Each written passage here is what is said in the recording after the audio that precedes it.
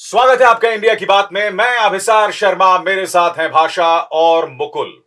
और आज जो तीन मुद्दे हम आपके सामने लेकर आए बहुत अहम है। मुद्दा नंबर एक, आरक्षण के मुद्दे पर लगातार घिर रही है बीजेपी सरकार।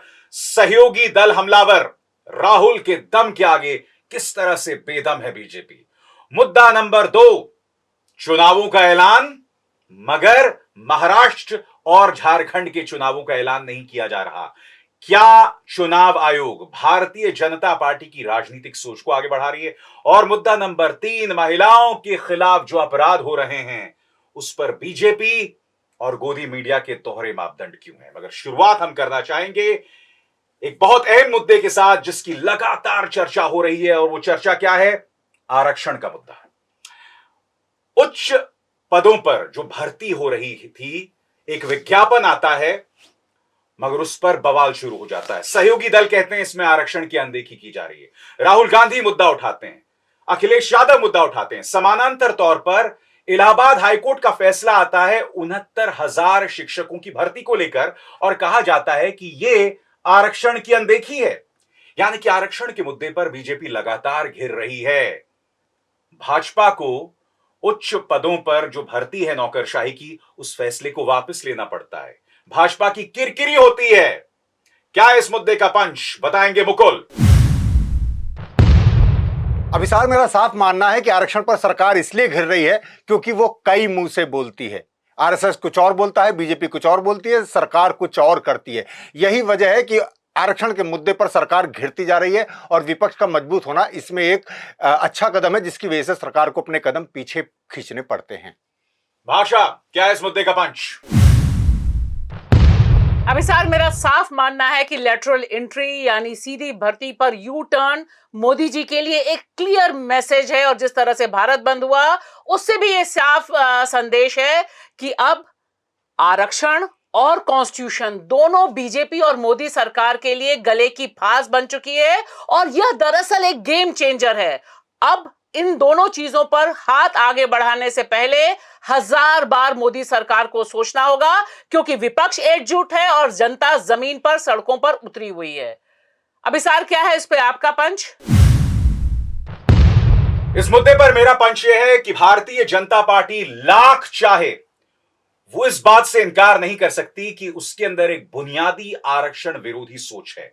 और मैं कैसे कह रहा हूं ये? मैं इसलिए कह रहा हूं क्योंकि आरक्षण को लेकर जो भारत में प्रदर्शन हो रहे हैं, यहां पर भाजपा का प्रचार तंत्र यह कह रहा है कि देखिए, जिस तरह से बांग्लादेश में आरक्षण को लेकर आग लगी और फिर शेख हसीना अपदस्थ हो गई, वैसे ही भारत में भी साजिश है। जबकि आप जानते हैं कि बांग्लादेश में आरक्षण और भारत के आरक्षण, ये जमीन आसमान का फर्क है दोनों में। यानी कि कहीं ना कहीं आरक्षण को लेकर एक बुनियादी तौर पर विरोध, एक सोच दिखाई देती है। अच्छा, कंफ्यूजन यहां पर देखिए भाषा, इस पूरे मुद्दे पर पहले जो लैटरल एंट्री के मुद्दे पर मैं नहीं भूल रहा हूं जितेंद्र सिंह का वो बयान कि इसमें आरक्षण हो ही नहीं सकता है। ठीक है, फिर मुझे याद है जब लैटरल एंट्री को लेकर विवाद होता है तो अश्विनी वैष्णव क्या कहते हैं कि हम लैटरल एंट्री को लेकर, यानी उच्च स्तरीय नौकरशाही में भर्ती को लेकर पारदर्शी रवैया अपनाएंगे, ये कांग्रेस की सोच है। और जब फैसला पलटते हैं तो कहते हैं वाह क्या मास्टर स्ट्रोक है। यानी कि इनको मुंह छुपाते नहीं बन रहा है कि जाए तो जाए कहां, करें तो करें क्या। नहीं, पूरी तरह से देखिए कि इसमें इतनी बुरी तरह से फंसे 2 दिन के भीतर। आपने अश्विनी वैष्णव की बात की, 18 तारीख को दूसरा स्टेटमेंट देते हैं, 20 तारीख को उनको दूसरा स्टेटमेंट देना पड़ता है। चित भी मेरी पट भी मेरी वाला खेल खेलने की कोशिश करते हैं लेकिन नाकाम रहते हैं यहां पर। और यहां पर वो बताने की कोशिश करते हैं कि दरअसल लेटरल एंट्री तो कांग्रेस लाई थी। अरे भाई, कांग्रेस लाई थी, तुम क्यों कर रहे थे? तुमने तो इसे ऑफिशियल योजना में बनाया ना। 2018 में सबके सामने आया कि आप कैसे लेटरल एंट्री कर रहे हैं। मार्च में चुनाव में जाने से पहले आपने और लैटरल एंट्री में जो ऑफिसर्स आ रहे हैं वो किस सोच के थे? सब भाजपा और आरएसएस के सोच के थे। हाँ, और सारे आपके कॉर्पोरेट कॉन्फ्लिक्ट ऑफ इंटरेस्ट के थे, जिसमें अडानी और अंबानी जी का नाम भी। अभी जो 25 भर्तियां इन्होंने मार्च में की, तो आप देखिए कि 63 लैटरल एंट्री के बाद विपक्ष की यह जीत है अभिसार, कि जिस तरह से उसने इसे एजेंडा बनाया कि मोदी जी को लगा कि अरे ये तो हरियाणा और चुनाव हाथ से बाहर निकल जाएंगे। इसलिए देखिए जितना इन्होंने कदम वापस लेने के बाद बैटिंग क्या की है।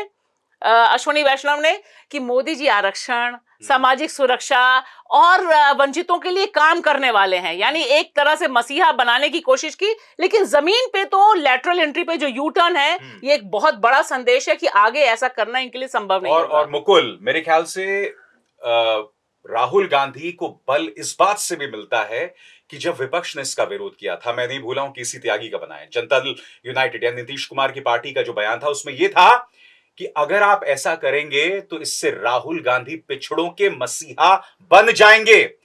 यहां पर बीजेपी की कमजोर नब्ज पर वार जो है कांग्रेस नहीं कर रही है, जनता दल यूनाइटेड ने इस तरह से उन्हें कहा। नहीं तो जनता दल यूनाइटेड हो या चिराग पासवान हो, उन्हें डर यही है कि वाकई में अगर राहुल या कांग्रेस या इंडिया गठबंधन मजबूत होता है तो उनकी जमीन खिसक जाएगी। और चाहे वो क्रीमी लेयर का मामला हो, चाहे लेटरल एंट्री का मामला हो, इन सब में जो है उसमें सरकार को, जैसे मैंने एक जगह कमेंट पढ़ा बड़ा अच्छा कि आपको शौचालय और अपनों को सचिवालय, मतलब ये एक वो है। और वो कह रहे हैं कि कांग्रेस लाई थी, तो कांग्रेस की ही सब चीजें आप क्यों लागू करना चाह रहे हैं?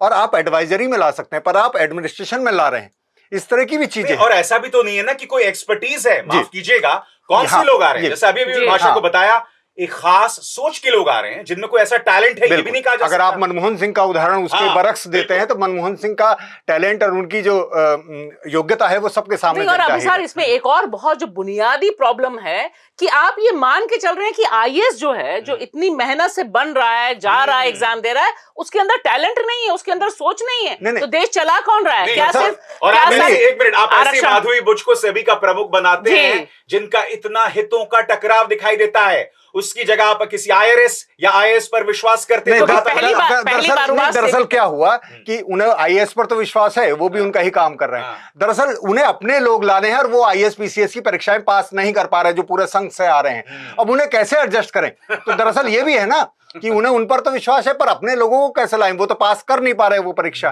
तो इसलिए ये सारी चीजें की जा रही। क्योंकि देखिए ये उस समय हुआ है। अभिसार, आपने सेबी की बात की, पहली बार सेबी की प्रमुख एक नॉन आईएएस नॉन आईआरएस व्यक्ति को बनाया। सिर्फ इतना ही नहीं, यूपीएससी का चेयरपर्सन आप देखिए जिनको रिजाइन करना पड़ा। तो ये सारा का सारा सिस्टम जिस तरह से कोलैप्स कर रहा है, उसमें ही लेटरल एंट्री का बहुत इंपॉर्टेंट योगदान है। 63 ये जो कदम उठाया गया है, क्या सीधे तौर पर कहा जाए, ये सब 240 सीटों का कमाल है। आप जो 60 सीटें नीचे आ गए, आप जो बहुमत से 32 सीटें नीचे हैं, ये सब उसका कमाल है। बिल्कुल, मुझे तो लगता है कि अगर इनको ये अहंकार ना होता, क्योंकि अभी भी उस सिंड्रोम से बाहर नहीं आ पा रहे हैं कि ये अल्पमत की सरकार है, इन्हें बैसाखियों की जरूरत है। और इस बैसाखी में सिर्फ एक बैसाखी ने ऑब्जेक्शन किया था। चंद्रबाबू नायडू तो पक्ष में थे लेटरल एंट्री के, क्योंकि वो तो बाजार का एजेंडा लागू ही कर रहे थे। लेकिन ये जो विरोध है, क्योंकि आज की तारीख में और आरएसएस का फीडबैक, आप ध्यान दीजिए कि जो फरीदाबाद में बैठक हुई, राजनाथ सिंह के घर में जो बैठक हुई है आरएसएस के नेताओं के साथ, उसमें ये बताया गया कि भाई आप बहुत दलित विरोधी हो गए, बहुत पिछड़ा विरोधी हो गए, आप नहीं जीत पाएंगे चुनाव। नहीं मुकुल, क्योंकि देखिए हमें ये नहीं भूल सकते कि महाराष्ट्र के चुनाव होने हैं। महाराष्ट्र के लोकसभा चुनावों में ये जो संविधान बदल देंगे उसकी गूंज उस वक्त भी सुनाई दी थी। अब विधानसभा चुनाव होने हैं, एंटी इनकम्बेंसी का आप सामना कर रहे हैं, ऊपर से आरक्षण विरोधी सोच, तो ये तो सोने पे सुहागा है। हाँ वही है, बिल्कुल ये सोच इनसे चस्पा हो गई और वो हकीकत भी है।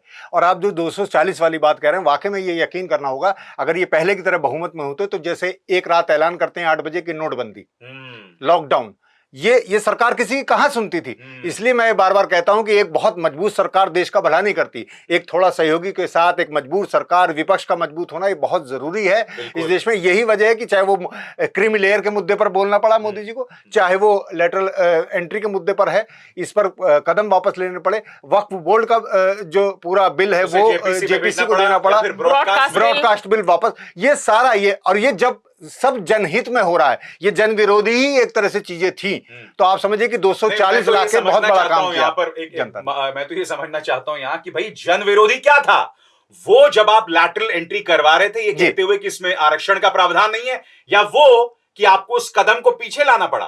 मगर मैं यहां पर भाषा आपसे जानना चाहता हूं, राहुल गांधी की यहां पर रणनीति जो है, देखिए लगातार एक अरसे से ये व्यक्ति जातीय जनगणना की बात कर रहा था, जिसकी जितनी प्रतिशत उसकी उतनी भागीदारी की बात कर रहा था।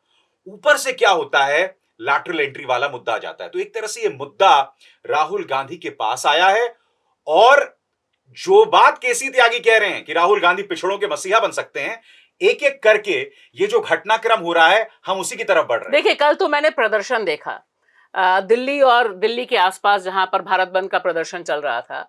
हर जगह यह मुद्दा जरूर उठ रहा था अभिसार की जातिगत जनगणना होनी चाहिए, प्राइवेट सेक्टर में रिजर्वेशन होना चाहिए, और एक मत था कि यह सरकार हमसे आरक्षण छीनना चाहती है। तो ये एक परसेप्शन जो है जमीन पर चला गया है कि मोदी और मोदी सरकार आरक्षण विरोधी है और कॉन्स्टिट्यूशन चेंज करने वाले हैं। कितना बड़ा प्रदर्शन था नहीं था वो छोड़िए, और ये राहुल गांधी की जीत है क्योंकि वह एक ऐसा शख्स है जो भारत जोड़ो यात्रा जब से उसने शुरू की, 2024 से पहले की बात करी, 2 साल पहले की, आप देखिए कि लगातार वो एक ही ढंग से कॉन्स्टिट्यूशन की बात कर रहा है। वह बात कर रहा है जातिगत जनगणना की, जिसको लेकर मीडिया ने कभी तवज्जो नहीं दी, कभी समझने की कोशिश ही नहीं की कि जातिगत जनगणना मुद्दा क्या है। दी भी तो उससे देश को बांटने वाला नेगेटिव कैंपेन। जो आप 24 घंटे जहरीले रेडियो रवांडा सरी के प्रोग्राम चलाते हैं उससे देश नहीं बट रहा है, मगर अगर किसी की हिस्सेदारी की बात की जा रही है तो उससे देश बट रहा है। लेकिन अब तो जमीन पर चला गया अभिसार, और मुझे लगता है देखिए राहुल गांधी जो कह रहे हैं, जो एजेंडा सेटिंग है,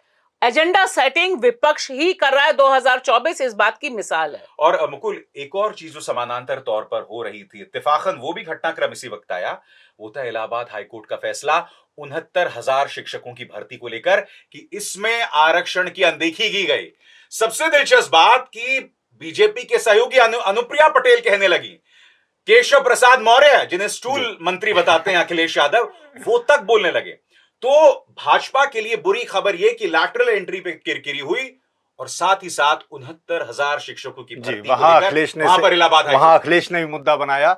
और ये जो creamy layer quota within quota वाली बात है, इस पर भी सरकार को अपना रुख बहुत स्पष्ट करना होगा। इसके लिए भी, क्योंकि ये जो कल भारत बंद हुआ है उसमें सारे मुद्दे थे, ये क्रीमी लेयर का मुद्दा बहुत ही, मतलब इसे लोग उद्वेलित हैं कि भाई जो लोग पहुंच रहे हैं उस दरवाजे तक जहां वो आरक्षण का लाभ ले सकते हैं, आप उन्हें ही अगर बाहर कर देंगे तो फिर तो वो सारी चीजें खाली हो गई और खाली पे आप जनरल के लोग भरेंगे। तो ये पूरा का पूरा वो साजिश या पूरा मकसद वो समझ में आ रहा है लोगों को, और उस पर वो चाह रहे हैं कि सरकार इस पर ठीक से कदम उठाए। और 59,000 पे मैं खाली ऐड करना चाहूंगी कि आप याद कीजिए राहुल गांधी की वह तस्वीर जब वो लखनऊ पहुंचे थे और ये भर्ती का मामला चल रहा था। वो राष्ट्रीय नेता के तौर पे पहले नेता थे जिन्होंने इस मुद्दे को उस समय लखनऊ में उठाया था। एक तरफ राहुल गांधी हैं जो राष्ट्रीय नेता के तौर पर ये बात रख रहे हैं, और समानांतर तौर पर क्षेत्रीय स्तर पर अखिलेश यादव आवाज बने हुए हैं उत्तर प्रदेश में, तेजस्वी यादव बुलंद आवाज कर रहे हैं बिहार में।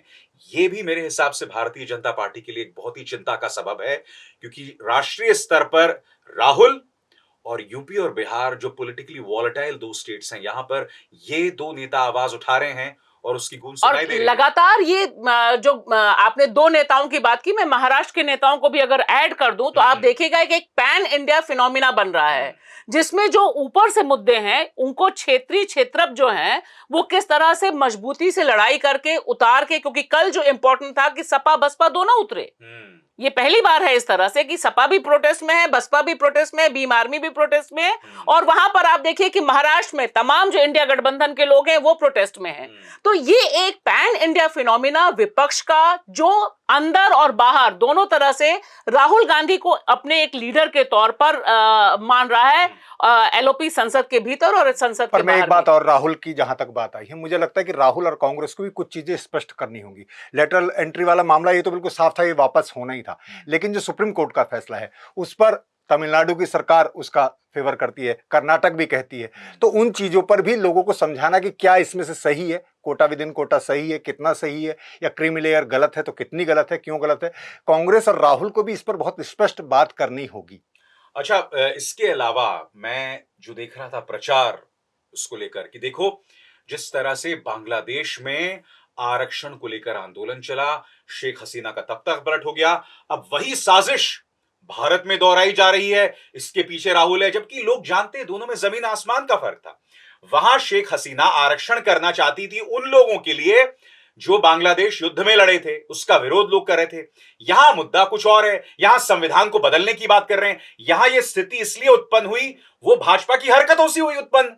आपके आरक्षण विरोधी नारे, आपके संविधान विरोधी नारों में, तो देखिए क्या इनकी खुराफात है जी। उन चीजों का आपस में जी। जोड़ना जिसका कोई लिंक नहीं। और बुनियादी तौर पर यह बताना कि यह जो विरोध है ये देश विरोधी विरोध है, तो मुझे लगता है यह भी एक बहुत खतरनाक साजिश है, क्योंकि इस तरह का जो नफरती अभियान 24 घंटे कॉर्पोरेट मीडिया, गोदी मीडिया चला रहा है, उससे नीचे और खास तौर से जो डोमिनेंट कास्ट के लोग हैं, जो मध्य वर्गीय लोग हैं, मिडिल क्लास के लोग हैं, उनके दिमाग में ये बैठता जा रहा है कि नहीं, ये डिवाइसिव, ये विभाजनकारी नीति है।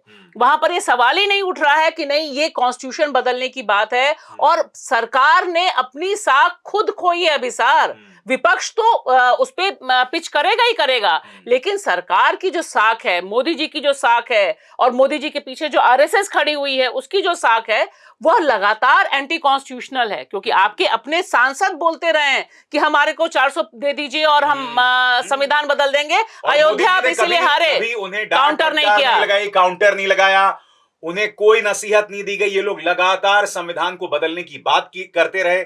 मैं नहीं बोला हूं, जयराम रमेश ने एक ट्वीट किया था जिसमें उन्होंने योगी आदित्यनाथ के वेबसाइट से निकाला था कि आरक्षण को लेकर, आरक्षण विरोध जो इनकी एक सोच है वो सामने है। तो ये चीजें जिसे हम कैसे खारिज कर सकते हैं? वो आरक्षण है, जाति है, ये सारी व्यवस्थाएं, वो जाति व्यवस्था बनाए रखना चाहते हैं, आरक्षण खारिज करना चाहते हैं। वो पूरा का पूरा वही सोच है और वही मिडिल क्लास की सोच है। वो इसलिए उसके साथ भी जुड़ा रहता है। जहां हिंदुत्व और ये सब चीजें हैं, तो वो एक वोट बैंक वो बनाए रखना चाहता है।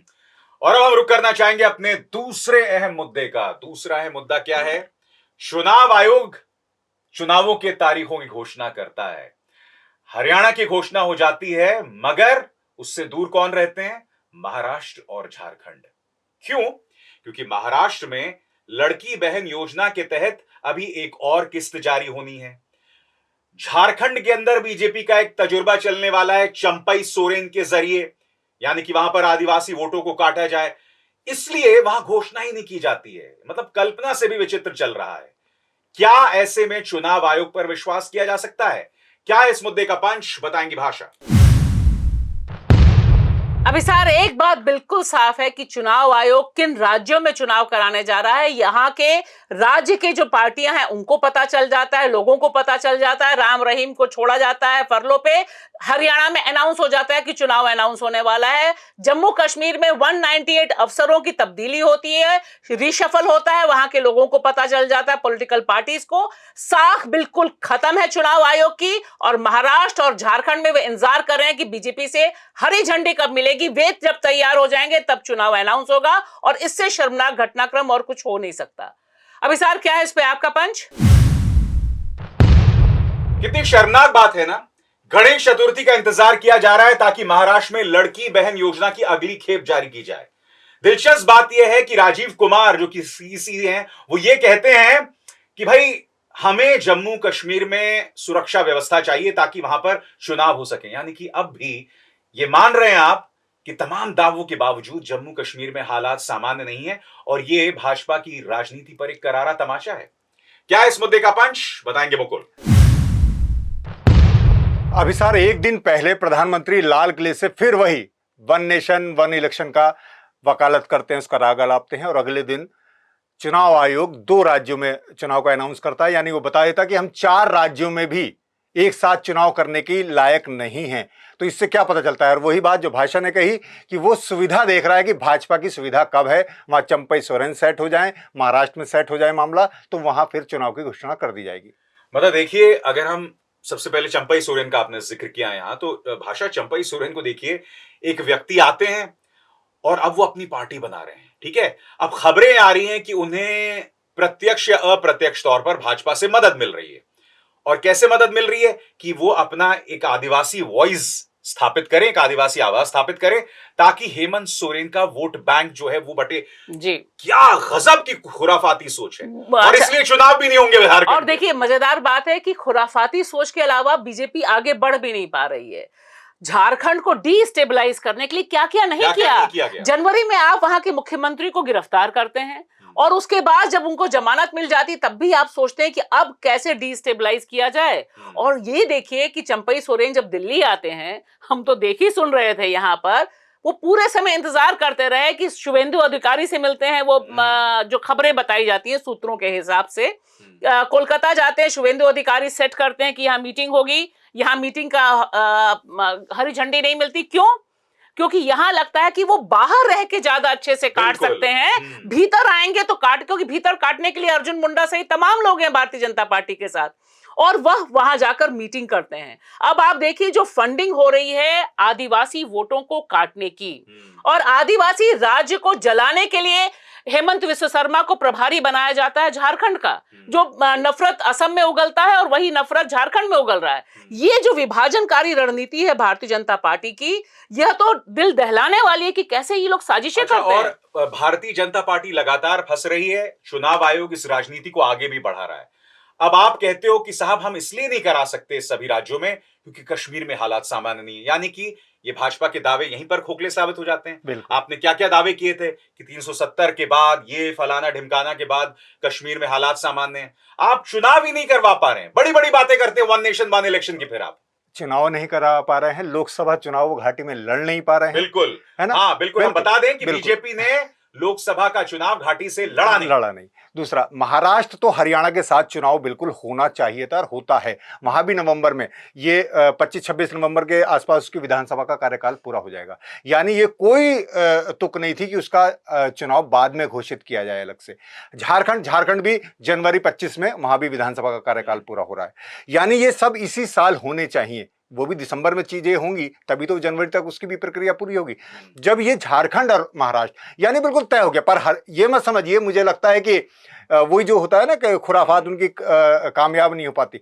इससे ये भी है कि विपक्ष को भी अच्छा मौका है कि वो हरियाणा फोकस करे, जम्मू कश्मीर फोकस करे और एक एक करके राज्यों को लड़े, क्योंकि भाई बीजेपी पर तो बहुत बड़ी मशीनरी है। हाँ, तो मुझे लगता है कि बहुत ज्यादा है। ये इसमें भी धोखा खाएंगे, इसमें भी नुकसान होगा, क्योंकि अब कांग्रेस और इंडिया अलायंस हरियाणा अच्छे से लड़ पाएगी, जम्मू कश्मीर अच्छे से लड़ पाएगी। और एक चीज इसमें ऐड कर दूं कि देखिए झारखंड में इन्होंने रणनीति अपनी बदली, क्योंकि इन्हें लगा कि महाराष्ट्र में जिस तरह से इन्होंने तोड़फाड़ करके सबको अपने में मिला लिया, वह बहुत भारी पड़ रहा है वहां पर।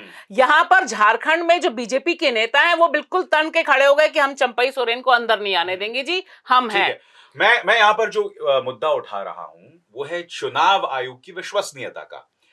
इस घटनाक्रम के बाद एक बार फिर सवाल उठ रहे हैं, और फिर हमने देखा कि किस तरह से एसोसिएशन ऑफ डेमोक्रेटिक रिफॉर्म्स की रिपोर्ट आई कि भाई जितने वोट डाले गए ईवीएम में और जो वोट गिने गए उसमें जमीन आसमान का फर्क है।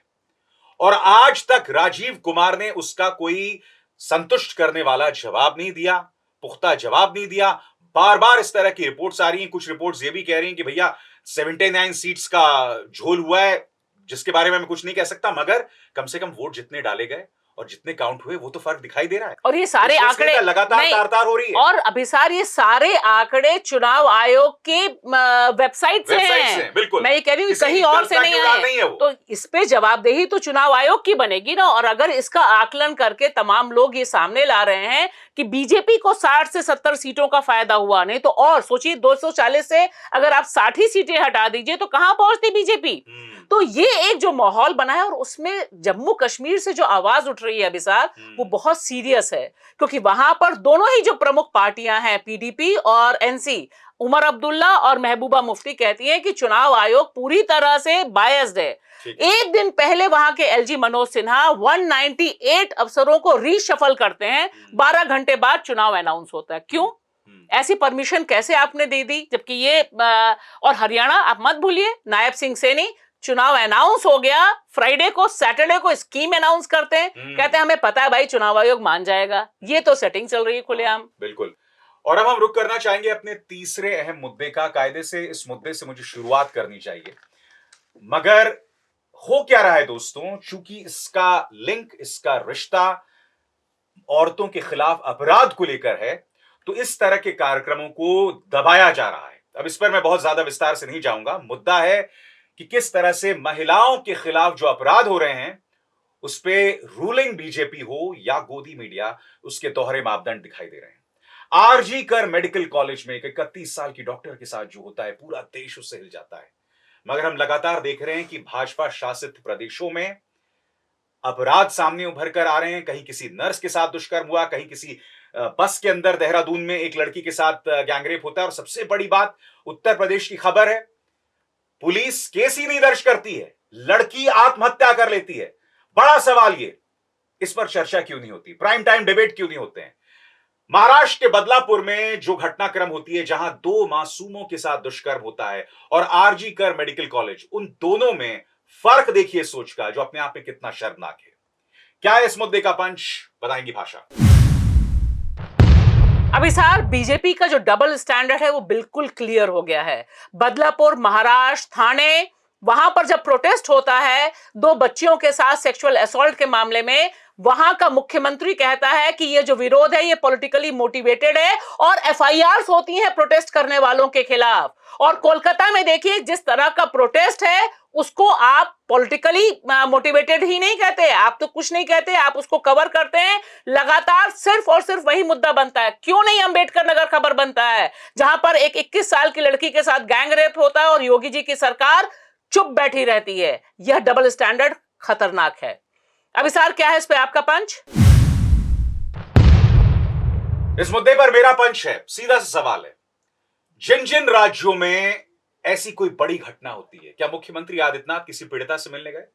क्या पुष्कर सिंह धामी किसी पीड़िता से मिलने गए? बिल्किस बानो के जब रेपिस्ट को रिहा किया गया था, तो उसका तो स्वागत बीजेपी ने किया था। बार बार पैरोल पर एक बलात्कारी राम रहीम को रिहा किया जाता है, उसके दरबार में जाके भाजपा नेता नतमस्तक होते हैं, और गोदी मीडिया इसकी चर्चा तक नहीं करता। यह है दोहरे मापदंड, विच इज सो शेमफुल। क्या है इस मुद्दे का पंच, बताएंगे मुकुल। मेरा भी ये कहना यही है दोहरे मापदंड पर कि जिस देश में रोज 88 बलात्कार होते हैं, एनसीआरबी की रिपोर्ट है 88 बलात्कार होते हैं, वहां हमें कुछ ही मुद्दों पर गुस्सा आता है। और वो गुस्सा क्यों आता है? क्योंकि वो गुस्सा बनाया जाता है किसके द्वारा?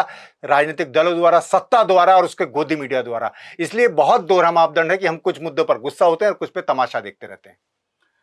इसमें दो राय नहीं है कि आरजी कर मेडिकल कॉलेज में जो हुआ उससे पूरा देश हिला हुआ है। कटघरे में ममता बनर्जी सरकार है, नो डाउट अबाउट दैट, उसकी हम सवाल यहां पर भाषा करते रहे, मगर देखिए उसके बहाने जिस तरह की खबरें लीक हो रही हैं, सीबीआई 9 दिन हो गए कोई सवाल नहीं कर रहा कि आप कुछ नहीं कह रहे हैं।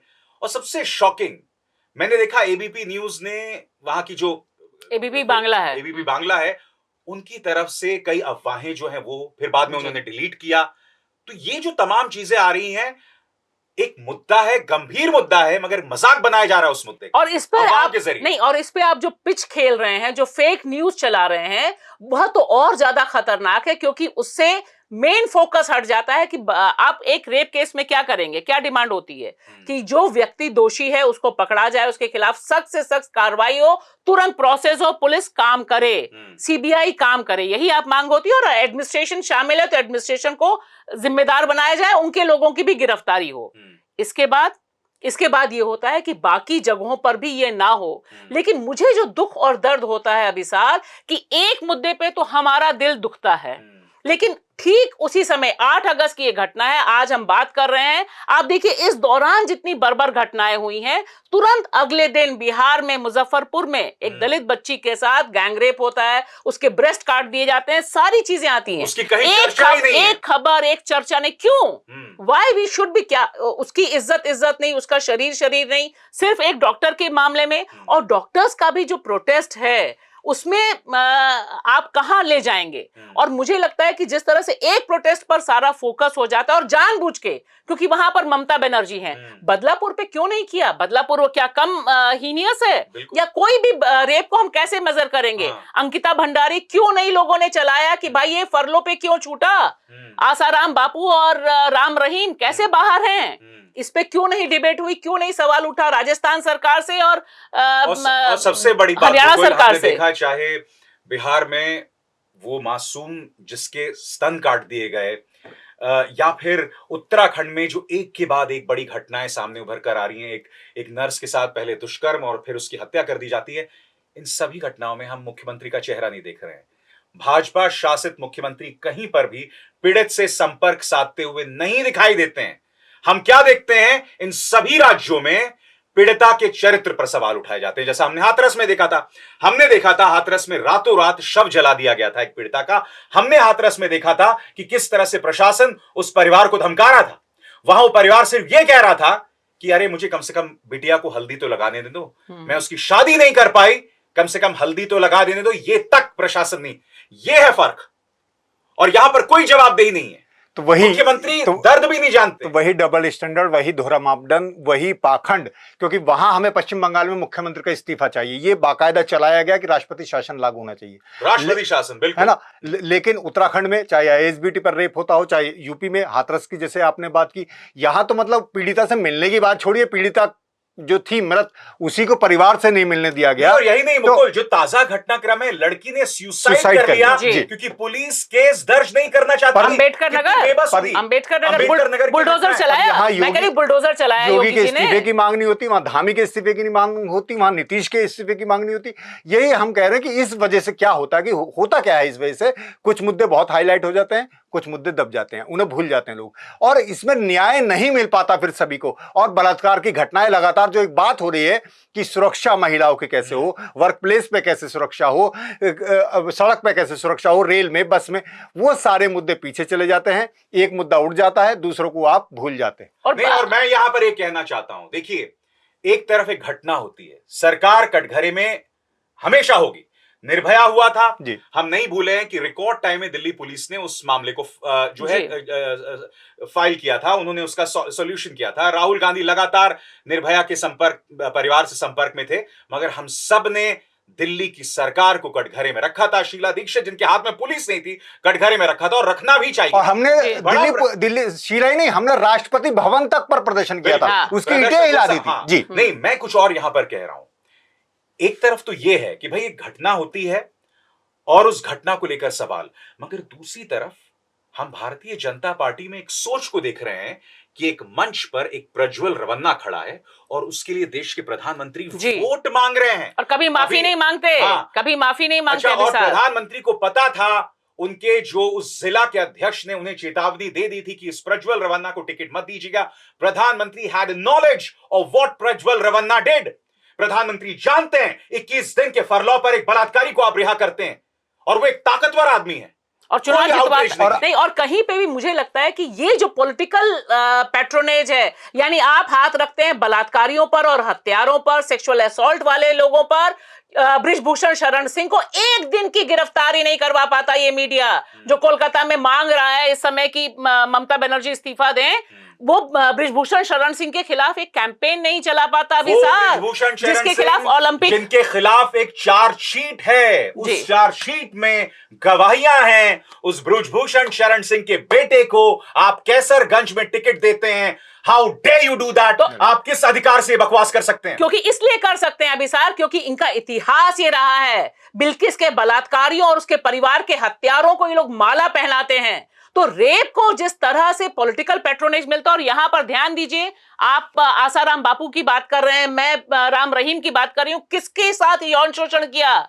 हिंदू बेटियों के साथ किया इन लोगों ने, उनकी हत्याएं की, वहां पर आउटरेज नहीं। ये जो सेलेक्टिव आउटरेज है, दरअसल ये हम औरतों के लिए बहुत खतरनाक है, क्योंकि अगर कोई हमारे शरीर पे कोई राजनीति करने को तैयार नहीं होगा, तो मेरे साथ अगर कुछ खराब होता है तो कोई आवाज नहीं उठेगी, मुझे न्याय नहीं मिलेगा। हाथरस की बेटी को आज भी न्याय नहीं मिला, आज भी उसके परिवार वहीं पर है, उसको रीलोकेट नहीं किया गया। किस आतंक के साए में है? अभी हमारे एक दोस्त ने रिपोर्ट की है वहां से कि वो वैसे ही आतंक के साए में रह रहे हैं, पूरा केस डेड एंड पे जा रहा है। नहीं, हाथरस, एक मिनट में और भी जोड़ दूं, हाथरस हमने उन्नाव नहीं भूलना चाहिए, जिसमें बीजेपी का विधायक ही बिल्कुल, और वो पार्टी से निकाले नहीं गए, और उसके समर्थन में एक और दूसरा विधायक कहता है कि 3 बच्चों की मां से कोई रेप करता है। ये सोच है, ये सोच है दरअसल। और उस विधायक जो जेल में है, उससे दूसरे एक सांसद साक्षी महाराज मिलने जाते हैं। इस तरह की सोच है। प्रज्वल रेवन्ना का आपने नाम, मैं आपको यहां रोक रहा हूं। यहां पर साक्षी महाराज ने, मैं नहीं भूला हूं कि जब राम रहीम को लेकर फैसला आया था, तब साक्षी महाराज का बयान था कि भाई उन 2 लड़कियों पर कौन विश्वास करेगा। ये कोर्ट के फैसले के बाद बयान आया है मुकुल। अब चिन्मय नंद को भी पूरा बचाने की और बाहर करने की कोशिश की जा रही है। नहीं, हरी झंडी दे दी है योगी सरकार ने। ये इस तरह की ये सोच जो है, और मैं बार बार ये कह रहा हूं अभिसार भाषा, कि इस वजह से क्या होगा कि न्याय की लड़ाई पीछे चली जाएगी। औरतों पर जो हिंसा हो रही है, बलात्कार हो रहे हैं, वो उस पर जो कार्रवाई होनी चाहिए वो सब पीछे चली जाएगी, और इस राजनीति में ही समाज हमारा बढ़ जाता है। अच्छा भाषा, एक और चीज मैंने देखा, जब वहां प्रदर्शन हो रहे थे तो भाजपा के कुछ चाटुकार डायरेक्टर्स हैं, वो ये कह रहे थे कि भाई रेप को एक हथियार के तौर पर इस्तेमाल किया जा रहा है बंगाल में। मैं ये सवाल पूछना चाहता हूं, जब एक प्रज्वल रवन्ना वीडियोस बनाता है, बरगलाता है लड़कियों को, क्या वो रेप एज अ वेपन नहीं है जिसके लिए प्रधानमंत्री वोट मांगते हैं? जो एक ताकतवर आदमी है राम रहीम, उसे बार बार फरलॉ पर रिहा किया जाता है, जिसको अदालत को दखल देना पड़ता है। Is that not using rape as a weapon? नहीं, रेप एज अ वेपन कौन इस्तेमाल कर रहा है और एज अ पॉलिटिकल वेपन कौन इस्तेमाल कर रहा है, इसके जो 3 बड़े चेहरे हैं उस पर तो बीजेपी सीधे सीधे एक्सपोज खड़ी हुई है अभी सर। और प्रज्वल रेवन्ना तो इतना बड़ा मुद्दा होना चाहिए था, जिसके बारे में राहुल गांधी ने कहा कि ऐसा इतिहास में नहीं होगा जिस मास रेपिस्ट का एक्यूज होना चाहिए जिसे। और बिल्किस बानो, आप देखिए कि उसे बार बार सुप्रीम कोर्ट आके 2002 की घटना है, कौन यूज कर रहा था वहां पर? बीजेपी के लोग कर रहे थे, तो सामने है किया जा रहा था। कठुआ में तिरंगा यात्रा निकाली गई, आप समझिए कि कहां तक की और तो वो सोच है, फिलॉसफी तो है ना पूरी। तिरंगा यात्रा में भाजपा के 2 मंत्री थे। So I am sorry, BJP has no business to talk about rape being used as a politics, as a weapon, क्योंकि आप लोगों की जो नीति है वो शर्मनाक है। और जब तक ये दोहरे मापदंड रहेंगे, इस मुद्दे पर कोई भी गंभीर जो है इसका समाधान सोचा नहीं जा सकता। इंडिया की बात में बस इतना ही। अभिसार शर्मा को दीजिए इजाजत। नमस्कार। स्वतंत्र और आजाद पत्रकारिता का समर्थन कीजिए, सच में मेरा साथी बनिए। बहुत आसान है दोस्तों, इस ज्वाइन बटन को दबाइए और आपके सामने आएंगे ये 3 विकल्प, इनमें से एक चुनिए और सच के इस सफर में मेरा साथी बनिए।